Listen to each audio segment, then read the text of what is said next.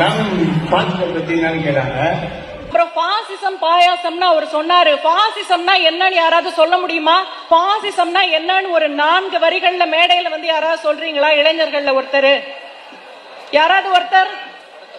பாசிசம்னா அதாவது ஒரு ஸ்டேட் எடுத்துக்கோங்க, ஒரு ஸ்டேட்ல ஒருத்தர் தான் ஆட்சி பண்ண முடியும். ஆனா அந்த ஆட்சி பண்றது கூட யாரு வேணா வந்து சேர்ந்துதான், ஆனா அவர் ஒருத்தர் தான் ஆட்சி பண்ண முடியும். அதுதான்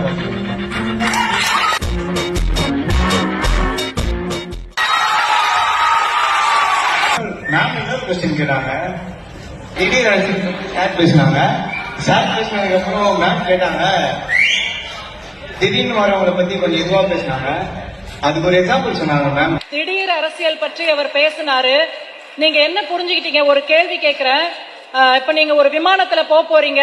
கிட்டத்தட்ட 50 வருடம் அனுபவம் இருக்கிற ஒரு பைலட் இருக்காரு. நேத்து தான் கத்துட்டு வந்த ஒருத்தர் இருக்காரு. யார் ஓட்டுனா நீங்க போவீங்க? புதுசா இன்னைக்குதான் கத்துட்டு உங்களை பிளைட்ல கூட்டிட்டு போனா போவீங்களா? அதுதான் திடீர் அரசியல். இத்தனை நாள் வேற என்னவோ பண்ணிட்டு இருப்பாங்க. இப்ப முதலமைச்சர் ஆசை வந்த உடனே என்ன பண்ணுவாங்க? கூட்டம் கூடன உடனே நான் தான் முதலமைச்சர். அதாவது 40 வாட்டி பைலட் ஓட்டுனவரைய வச்சு கம்பேர் பண்ணி பேசினாங்க. இப்ப புதுசா பைலட் வரவரை வச்சு கம்பேர் பண்ணி பேசுறீங்க மேம். ஆனா அது அப்படி இல்ல மேம். புதுசா வரவங்களே நம்ம எதிர்க்கணும்.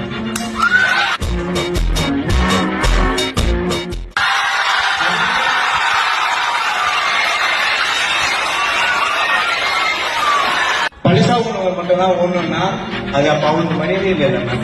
அதுதான்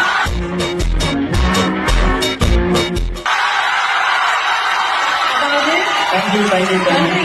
களத்துல